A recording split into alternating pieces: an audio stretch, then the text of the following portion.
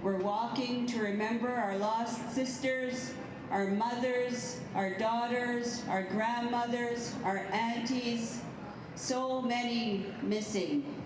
Hundreds walked through downtown Vancouver to mark the 33rd annual Women's Memorial March to honor missing and murdered Indigenous women and girls. Some even traveled across the border to share their story. I'm a family member of missing and murdered Indigenous women and people.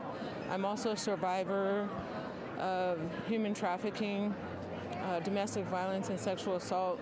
As an Indigenous woman, these are the hardships, these are the atrocities that we often are battling. The march, held on Valentine's Day, happens in cities across Canada every year. This year, led by the youth in the city's downtown Eastside, making stops and laying flowers where missing and murdered women and girls were last seen. There's women and girls out there that are suffering, and there's women that were killed, and there's girls that were killed, and they can be in landfills right now, and there's people out there who don't even care to look. Organizers here at the march say the event was founded in 1992 after the murder of 26-year-old Cheryl Ann Joe, a Sechelt First Nation woman and a mother of 3 boys who was found dead on Powell Street. They say the safety of women on the downtown east side is still an issue, and there's hardly been any change despite recommendations from the National Inquiry into Missing and Murdered Indigenous Women and Girls. We're the voice of those that have went murdered and missing because they can't speak anymore. So we have to speak on their behalf.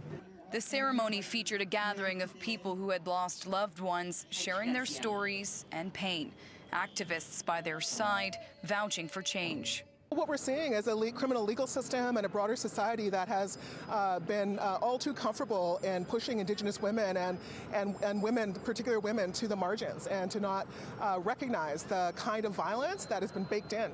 One woman participating in the march says she has nearly half a dozen relatives that have been added to the list of missing and murdered Indigenous women, and she hopes their stories don't get lost in a blur of statistics. I'd like the conversation to continue after today.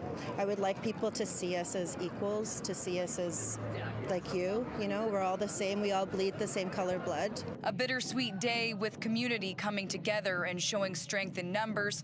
Loved ones also feeling the weight of systemic, racial, and gender-based violence that feels much heavier on days like these.